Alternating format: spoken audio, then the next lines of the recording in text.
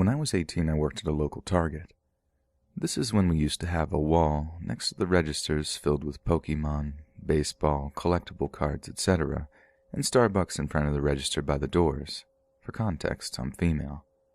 Well, one day, I was filling this wall with more cards, and an awkward, tall man came up and started looking at the Pokemon section next to me.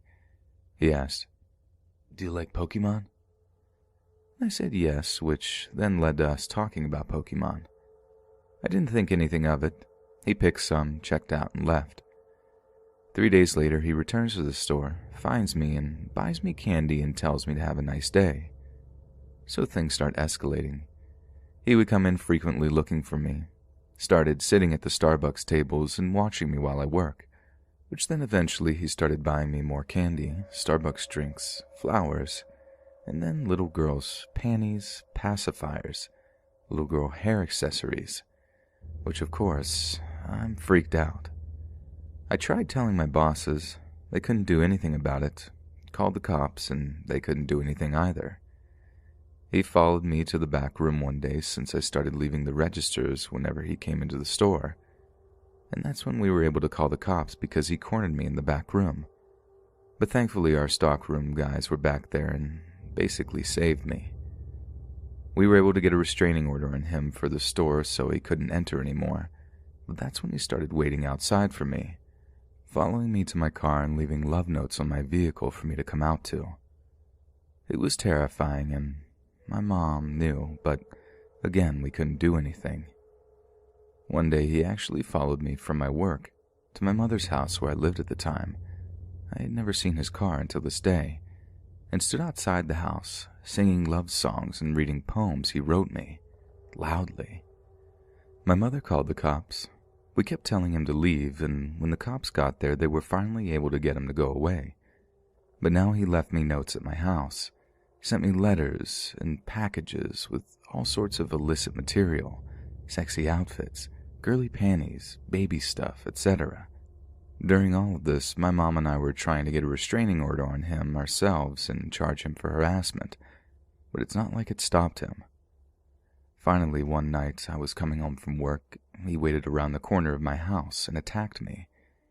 He grabbed me around my face and dragged me to the ground. I screamed so loud and so much that luckily I had neighbors come outside and help me. He was arrested at that point. I had enough evidence saved up to be able to take him to court, and now he's been in jail for 8 years, due to be released in 2021. He's actually in the Jester 4 unit. He was stalking another local girl that I was connected with so we could help each other out after he got sent away. She was just starting to get his attention, so luckily she never got hurt. He's been sending me letters in jail ever since, so I suppose now I have a stalker who's in the slammer.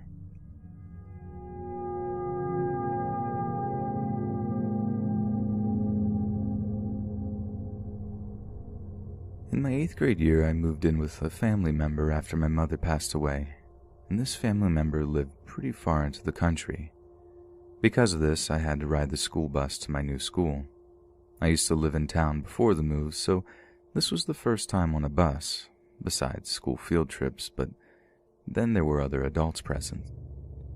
In the morning, there were about 6 or 7 students on the bus, and I was the first person to be picked up and the last one to be dropped off after school.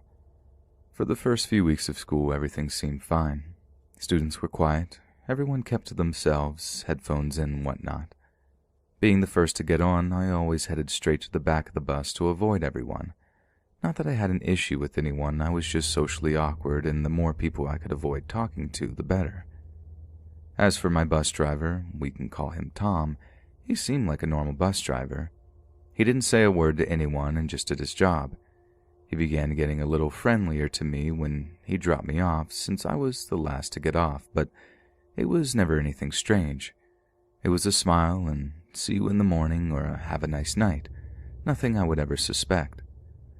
Things continued like this for a while, nothing exciting happening until me, being a 15-year-old girl who had just lost her mother, decided to throw a giant tantrum and beg that I no longer wanted to live with this family member. I missed the more populated city, my old friends, and my old school. So about 2 months into going to this school, I decided to move back with another family member, and this is where the story shifts. On the last week of my bus rides, I told Tom I would no longer be taking his bus anymore, as I was homesick and moving back home. He asked me to sit up towards the front of the bus for the rest of that week so he could say goodbye better. I didn't think anything of it. He was a 40 to 50-year-old man who never gave me any red flags. I listened and moved to the seat right behind him so he could look at me through the large mirror above him and we could chat. It all seemed innocent at first. He asked about my mother, why I was leaving, what I wanted to do when I grew up, blah blah blah.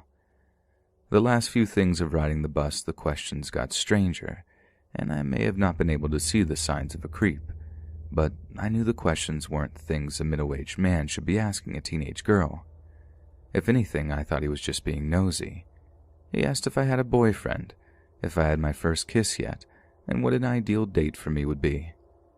I answered honestly, but with a weird feeling in my stomach. Gut feelings are 500% real. On my final day riding the bus, as I got on, Tom asked me if I would sit in the front again, but wait until everyone else was off the bus. I agreed, going back to my past seat in the back of the bus and waited until everyone got off. I moved to the seat behind him again, but this time he didn't say anything to me. At first, I probably should have mentioned earlier, but from the last stop before me and my stop, there was about a 25 to 30-minute driving distance. I'd say he didn't say a word to me for about 20 minutes of that time. I sat listening to my music until we pulled the bus over.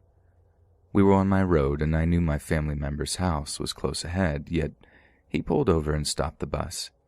If I could explain to you the fear that ignited in me when the bus came to a halt, and Tom turned in his chair so he was facing me with a smile on his face, I would. I had seen one too many movies with creepy men doing things that shouldn't be done to teenage girls and expected the worst. I was expecting to be assaulted, kidnapped, harmed, or worse, but it never came to that. Instead, Tom told me to take my phone out and add his number to it. He said he would be here if I needed to talk about my mother, telling me the story of his own mother and things I can't really remember. I just remember it being an innocent conversation, no matter how weird you might think it is for a bus driver to offer a teenager his number. He dropped me off after that, and we said our goodbyes. Years passed, and I was in 10th grade when I saw Tom again. I still had his number in my contacts, but I never contacted him. Even when things got rough, because truly, what girl would call a strange bus driver when she needed help? Not me. I was at Walmart with a few friends, and we decided to split up to get things we individually needed. I headed off to get a box of Q-tips when I heard someone say my name. I could tell it was a male's voice, and I figured it would just be a male teacher I had once had. It was Tom, but I couldn't tell at first. He had grown out his facial hair, and I honestly had just forgotten about him, but once he said hello to me, I remembered everything. I wasn't necessarily scared, I just found it odd that this man who was my bus driver for a few months remembered me after 2 years. It was a pretty simple conversation. He asked how I had been and how high school was going for me, and I answered, not really bothered to ask how he was. We said our goodbyes, and I met back up with my friends, explaining to them the whole story of Tom, to which they all found it scary that I never told anyone my bus driver gave me his number and asked me strange questions. I explained I thought he was just being friendly, because I truly did. I haven't seen Tom in person since then. Years have gone by, I'm in college, and I thought the story was over then. Just some overly friendly bus driver. They could have stayed innocent, right? About a month ago, I was talking to someone I went to school with at the other school, and I mentioned to her how scared I was thinking about the bus out there because of Tom. She was shocked I had mentioned him and asked for the full story. I told her a summary of it, the questions, the stopping the bus to give me his number, the encounter at Walmart. I told her he just gave me the creeps, and I hoped I would never see him again. This is when I found out that Tom had been arrested for assaulting 2 minors. She not only showed me his mugshot, but told me what had happened. My story nearly lined up perfectly with these 2 other children. bus driver who asked personal questions, offered his phone number and comfort to children with trauma and acted on it. The only difference was I got out of there. If I hadn't moved back to my hometown, I still wonder what could have happened to me. I'm extremely lucky that I never contacted his number, and I feel sorry for the 2 kids that did contact him, feeling they could trust this man.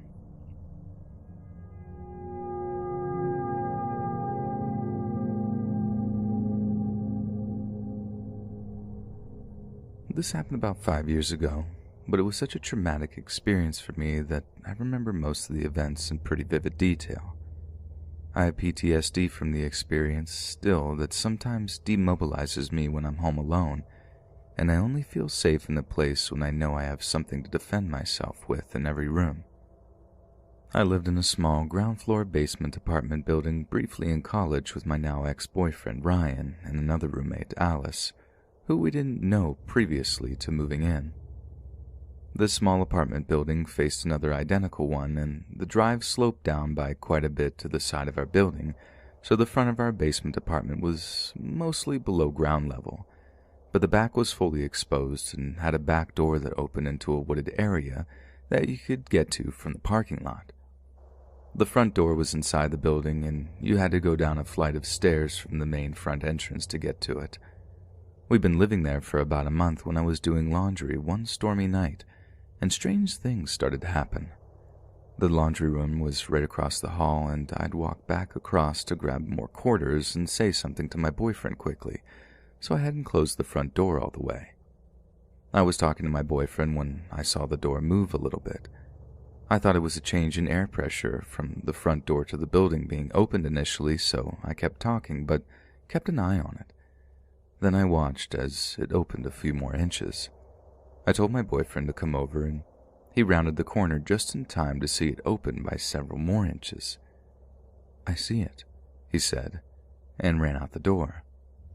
Our front door was at the end of a pretty long hallway, and the door was hung in such a way that I couldn't see who had been standing on the other side of it.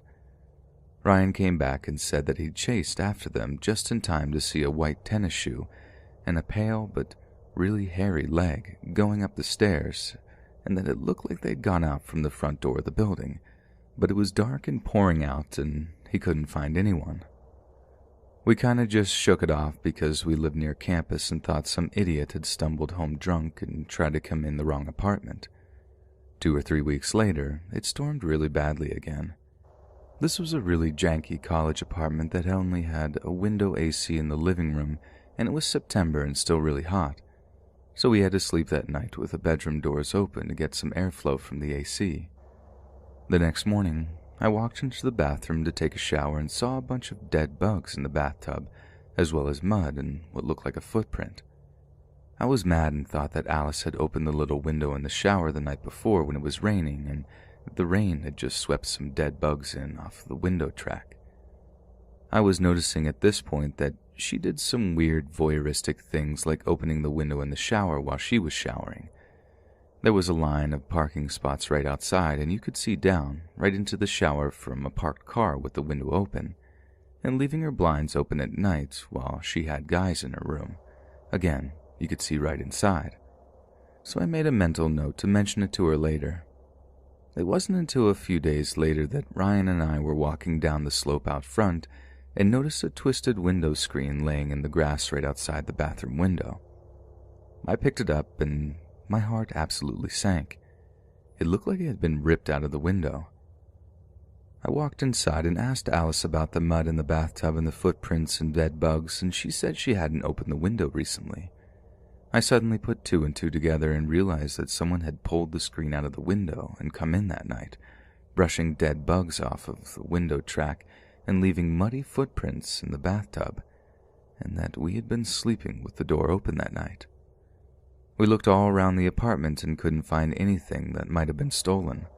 Our TV and laptops had been sitting right out in the living room, and they didn't look like they had been touched. We called the police. They came and took a statement and left, but said that since nothing had been taken, there really wasn't much that they could do. I could tell at the time that they thought we were overreacting and didn't really believe that anyone had come inside. My now ex was an absolute idiot and, against my urging, put a sign up on the bathroom window that said something along the lines of, "We know we were broken into and are on alert," and was written on a bright pink note card. We had those old windows in the apartment that slid open horizontally but didn't really lock properly, so I took a heavy stick I had found out in the woods and jammed it in place to stop the window from opening. One night we were up late playing a board game and I went to use the bathroom, saw the shadow of the stupid note on the opaque window and went back. Alice went to use the bathroom a few minutes later and came back hysterical because the note had been ripped off. We called the police and they stopped by to take a statement and said that they were going to look around the neighborhood. Since the first note had worked so well, Ryan, for reasons I can't fathom, decided to put another sign up, this time on a bright green note card. He opened the window, yelled, and slammed it shut again. I had just had time to catch a glimpse of something white right outside the window next to his face. I felt like I was going to have a heart attack because I thought it had been a face at the window. But Ryan said it had been a pair of white shoes and that they had looked the same as the ones on the person who had tried to come in before. He still put the sign up against my pleading. I called the police back and they were back within a couple of minutes, looking annoyed. Apparently, they had been just about to pull out of the parking lot when the call came back in from the dispatcher and they said they hadn't seen anyone out in the parking lot. I explained to them that there was enough of a slope next to the front windows that if someone was standing there, and there were cars parked in the parking spots, you wouldn't be able to see them from the streets. One of them told us that he was going to wait around for a bit in his car to see if he could see any suspicious activity. It was a while later when he came back and told us that he hadn't seen anything, and that he had even checked the hoods of the cars outside for warmth to see if any of them had been running recently. I asked him if he had seen anything else like this recently, and when he said no, asked him what he thought this person wanted. He said he did believe us because he could see how shaken we all were, and that maybe this person was just bored and messing with us. I kept reiterating the length of time between these events and the fact that nothing had been stolen out of our apartment when they had more than likely entered the other night. He then admitted that the person could be mentally ill and had possibly developed an unhealthy obsession with one of us. He suggested some ways to improve our home security and left for the night. After he had left, we decided to stay up. We spent the night being pretty quiet, listening for sounds. I want to say it was maybe an hour later. Ryan looked over at the back door and I heard an, "Oh no," and I saw a piece of something bright green poking through by the back door.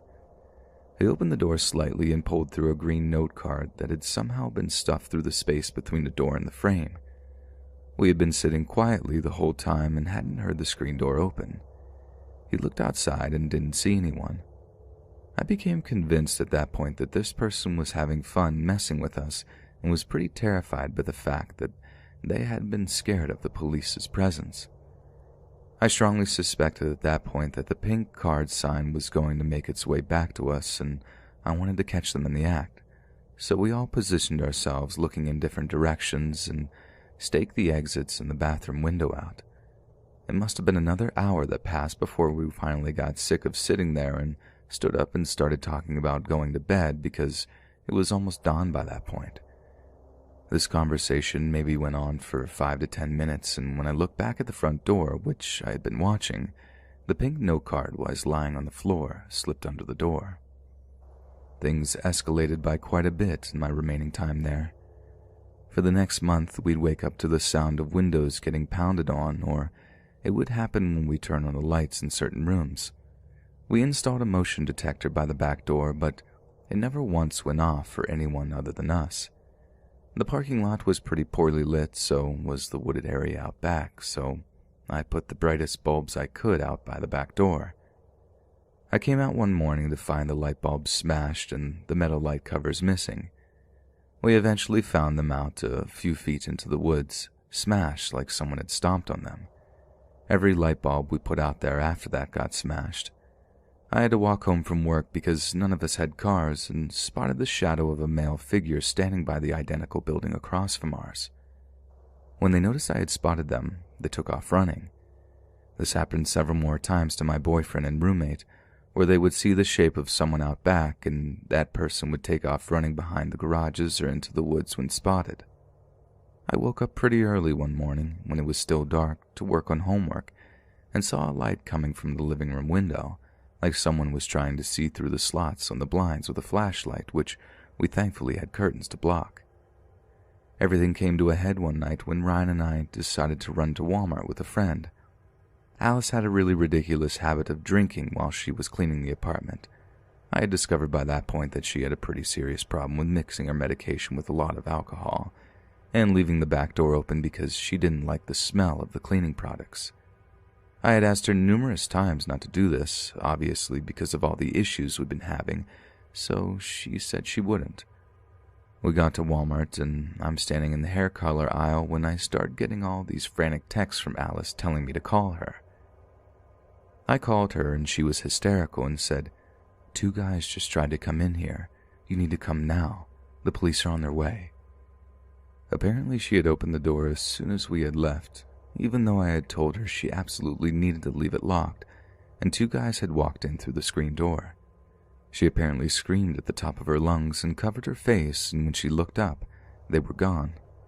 She was pretty drunk by that point, and I strongly suspected she was also high from mixing it with her medication. The police were there by the time we got back, and I watched, with my heart completely sinking, as the officer made disbelieving looks at her while she gave a description of the 2 guys.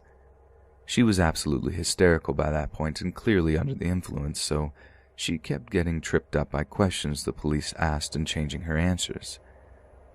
What we got out of it was that there were 2 white guys, one taller and blonde and the other slightly shorter, but pale with dark black hair. Ryan's friend who had been at Walmart with us said that description fit 2 guys who had walked into the restaurant that he and Ryan worked at a couple of weeks prior. He said the guys walked in, looked around and tried to see who was in the kitchen area, then left. He only remembered it because of how suspiciously they were behaving, but he didn't have a whole lot of details on them either. I moved out shortly after. Ryan left to go to a different college, we broke up, and I didn't want to stick around alone in a place where I felt like my life was constantly in danger. I also didn't want to live with someone who wasn't going to take my home security seriously and advised Alice to also move. My best guess at this point is that these 2 guys lived in one of the surrounding buildings because of how they were able to disappear and reappear so suddenly, but also in such spaced-out intervals.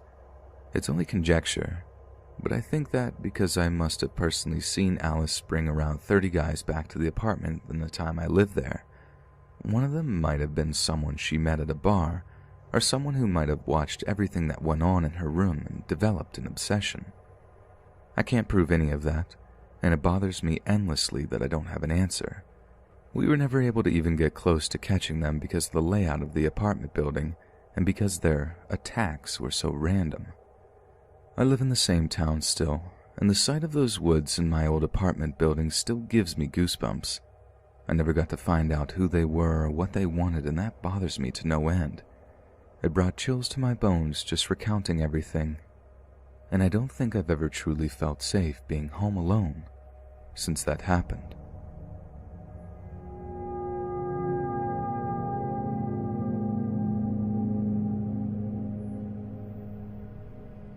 At the time of writing, I am 16, female, and this happened from the time I was 9 till I was 14. When I was in primary school, 4 years old till 11 years old, I had a best friend, Marie. Marie's parents were split up and her father lives on the same street as me, whilst her mother lived a town over. She spent the week with her mum and the weekends with her father. I would often go to his house and play with Marie. We play hide and seek and pretend and other games like that. Marie wasn't exactly the best child, and her play fights left me with scratches and bruises. Her father spoiled her and always had sweets and money in the house. He was always on dating sites or Facebook and was an avid Arsenal fan, watching every single game. In the summer, if I was playing in my garden, I could hear him shouting at his TV because of a match outcome or goal. He would take me and Marie out and would buy us McDonald's and once a pillow pet because I wanted one so badly. I remember my mom being kind of weirded out when I said that Marie's dad bought it for me. He would take us swimming too, but I don't remember much of those trips. Marie's father was around 5'11", stocky with a bald head and ears that stuck out. He had a very kind smile and was soft-spoken with a very, very deep voice. I used to walk home from school and he would often wave out of an upstairs bedroom window down at me. I would wave back and smile and say hi and he'd return it. The summer of me turning 10, I was over at their house almost every weekend. When I was 11, Marie moved with her mother to a seaside town and we went to a different secondary school. I lost touch with Marie and never really hung out with her again. I need to lay out how my route home is for this next bit to make sense, and I'm really sorry if this is a bit confusing. My road is like an L, with the longer part being a tarmac road and the shorter part is up a hill. I could walk up this road to my house. This was at the top of the hill. The houses are like a T, with a row of terraced houses along the top of the hill and another row going down the hill along the road. The backs of the houses face the road and an alleyway leads around to the front of the houses, and I could also walk along this alley to get to my house. Whichever way I took to my house, Marie's father would see me as he lived around halfway up the hill in a row of terraced houses that went down the hill next to the road. When I'm in my room at home with the blinds up, I can see Marie's father's house. Let's call Marie's father Ken. Ken would open his window, lean out, and watch me from his window. It would take me a few minutes to notice him watching me, and as my bed was right next to the window, I would often be in my pajamas or minimal clothing. I would wave or smile, and he would cheerily wave back. I would close my blind and wait a couple of minutes before opening it, and he would be gone. This happened multiple times. My mother put in a net curtain for me so that nobody could see in my window. I change my sheets at night and do it often in my underwear, as my bed is in a weird position and changing sheets requires a lot of effort. I have to sit in my windowsill, so I would often have to remove the net curtain. I have no idea how many times he has watched me contort and struggle to change my sheets, bearing in mind I was around 13 or 14 when I began noticing these things.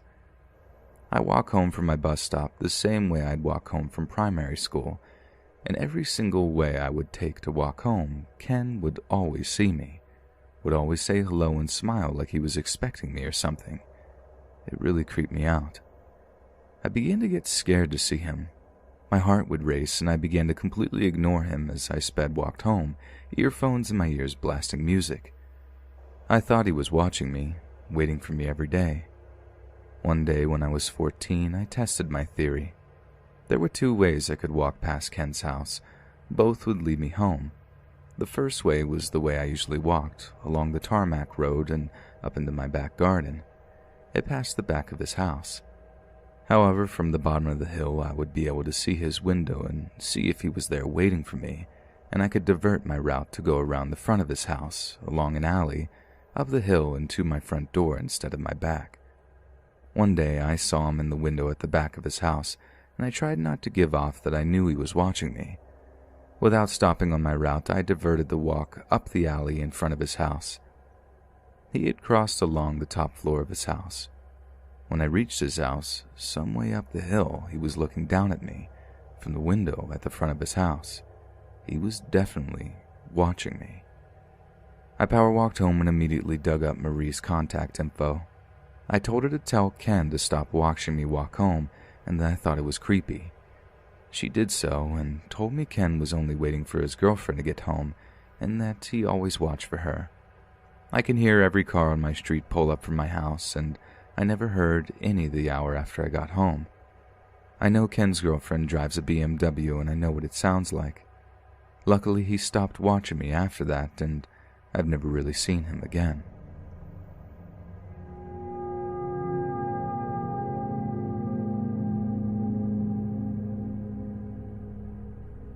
This story happened almost 10 years ago.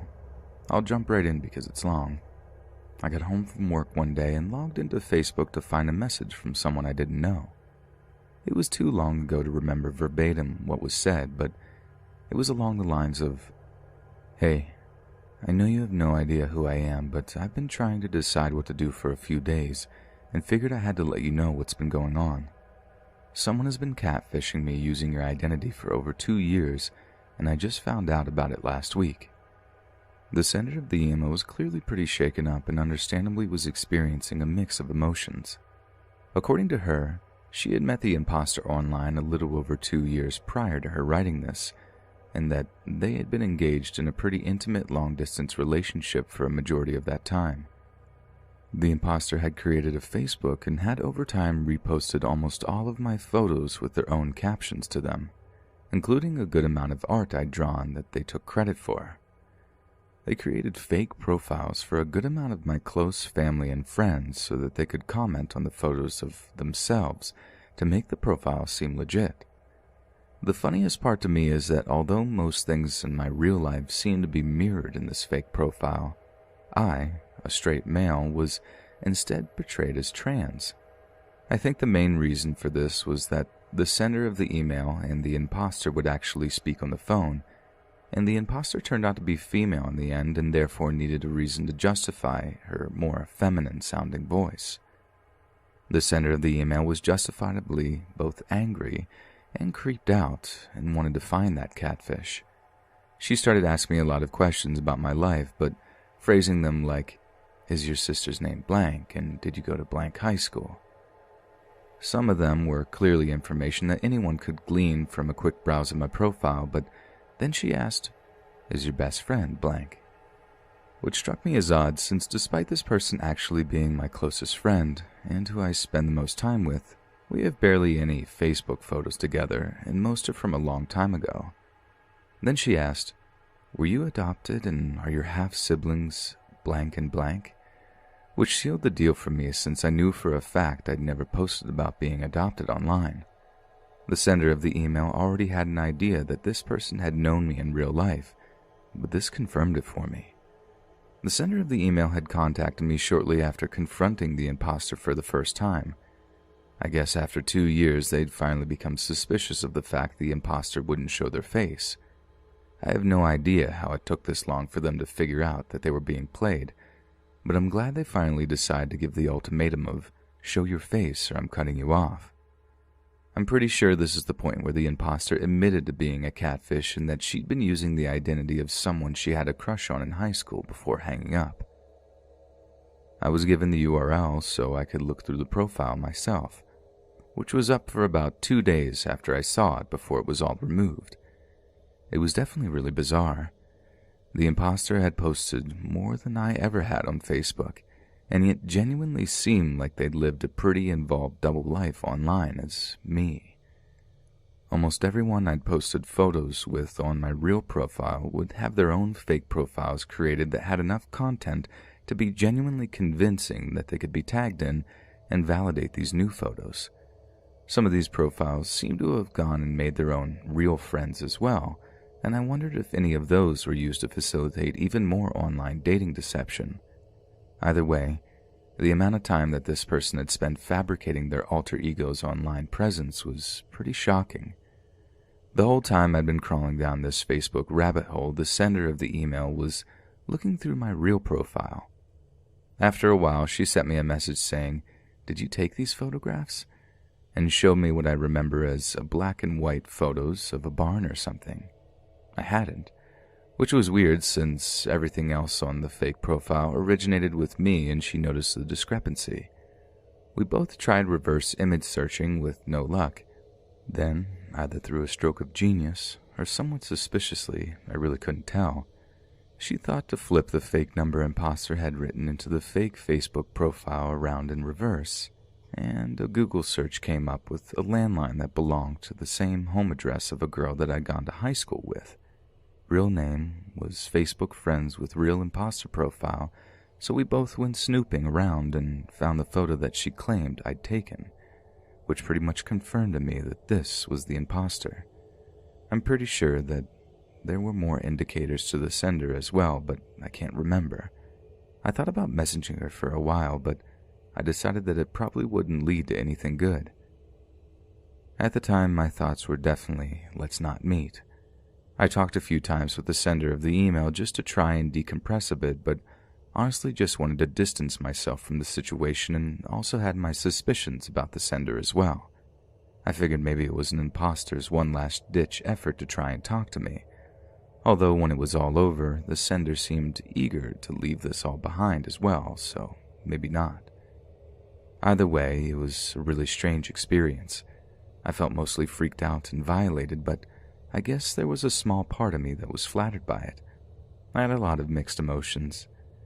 The weirdest part to me is that I'm a really approachable person and would have definitely been willing to talk and probably be friends if this person had just approached me instead. Although I'm still not sure if this was done out of obsession for me, or if this person felt like I was just a suitable image to base this fabricated persona off of.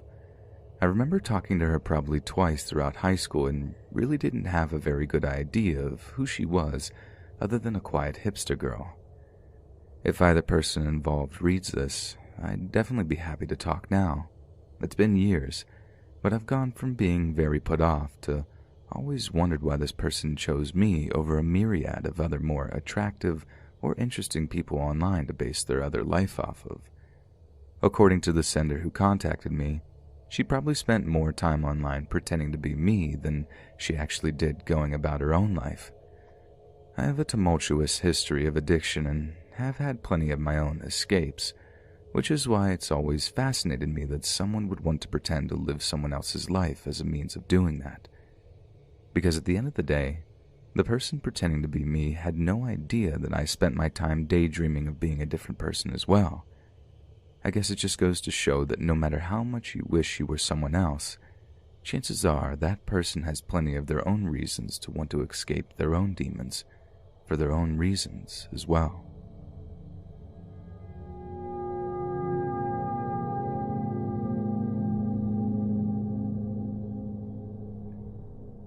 In 2011, I was able to convince my grandparents to sign a waiver for me to enter into the Navy at the age of 17.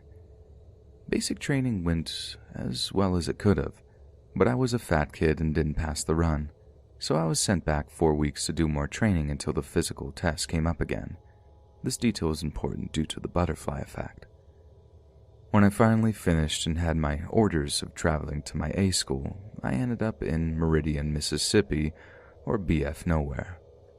I was assigned to my class and I was taught a more specific guideline for my rate. There was somewhere between 15 to 20 people in my class. Not huge, but large enough to where people migrated between groups of 3 to 5 at a time, so you could mingle with different groups to get to know one another. The kid I was when I started A school was very different.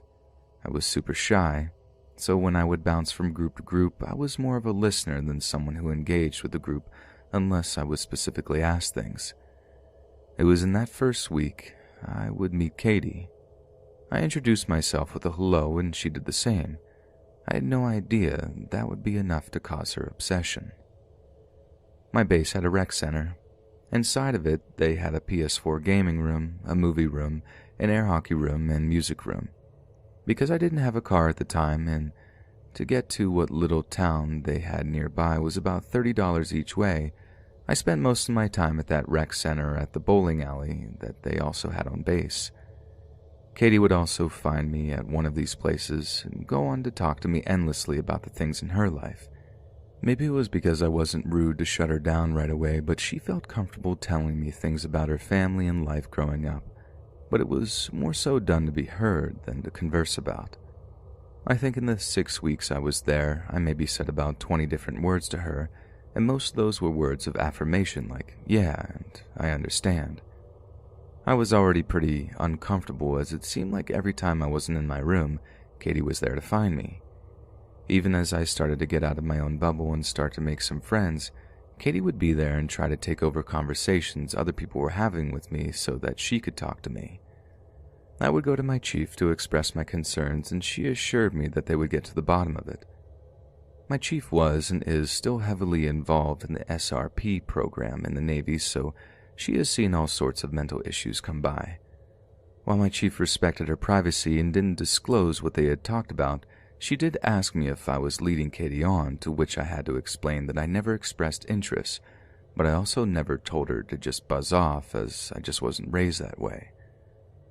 I don't know what magic my chief pulled, but she was able to get in contact with the person that would assign Katie's next duty station along with mine, as we had similar rates and most people at the time were set to go to Japan.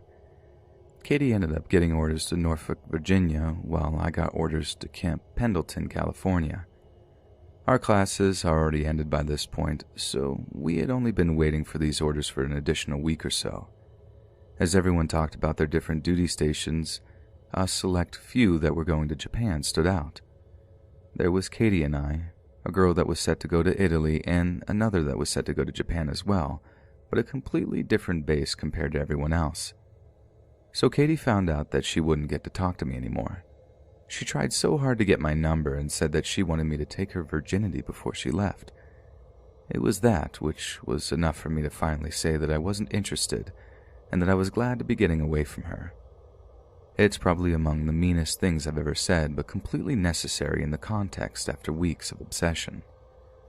Katie did not want to accept that, though, and after she had been set away, she called the A school every single day trying to get a hold of both myself and my chief there, to the point where my chief asked to look through my phone to make sure I wasn't telling her one thing while still communicating with Katie. Our command LPO got in contact with Katie to get her to stop calling, and eventually I was off to California after a short stop at home beforehand. At Camp Pendleton, especially the Naval Hospital, unless you're a corpsman, you stick out as the newbie. And because of this, Katie went as far as to call my new command to ask if I made it there yet, pretending to be a concerned family member.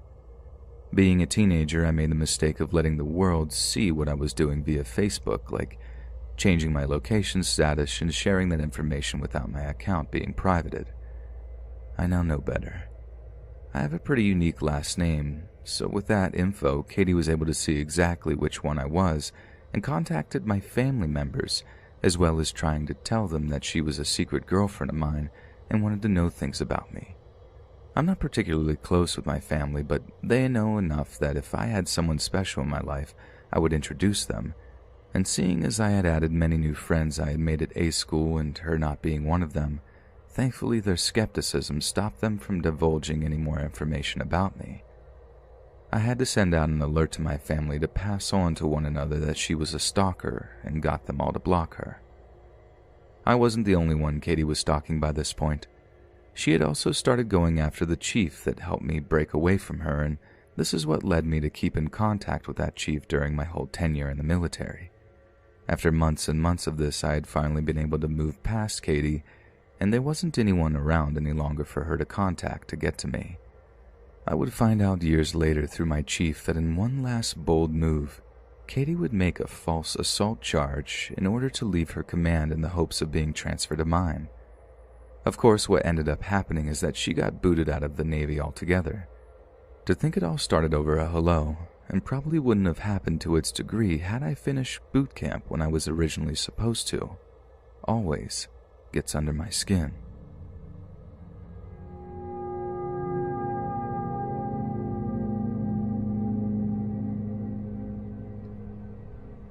This happened yesterday, so I'm still a bit shaken by it, especially after this morning.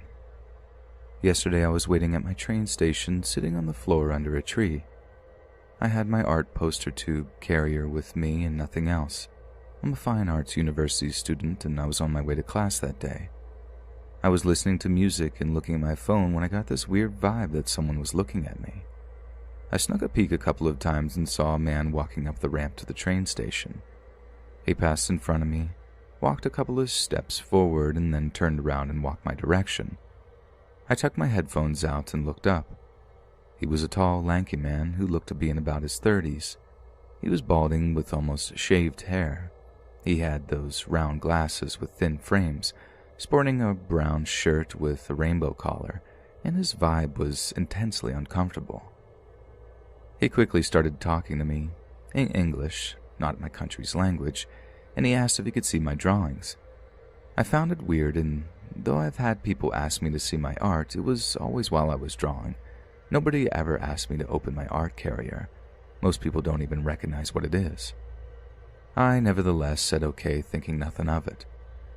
I took out 2 of them and showed the man, saying, "It's nothing special, they're just exercises," following with, "I'm an art student." And I really regret saying this now, as there is only one art university where I live. The man complimented what I had shown him and sat next to me on the floor. This was my first sign to nope out of there, but then again, I never learn, do I? The man proceeded to tell me about him. He said that he had been in the country for a year and that he had no friends. He complimented me on my style. I'm sort of a rock, metal-loving person, and asked me what music I listened to. I realize this sounds like a normal conversation, but where I live, it's not normal to start talking to strangers, and the specific way in which he phrased everything was downright weird and intrusive. Also, everything had a hint of self-loathing. Now, I have had a couple of bad experiences in my life with creepy men, and I could not shake off the feeling that there was something deeply wrong with this man, like a certain sickly charm that only comes from a twisted individual. He focused the conversation a lot on himself, until he asked me if I was nervous.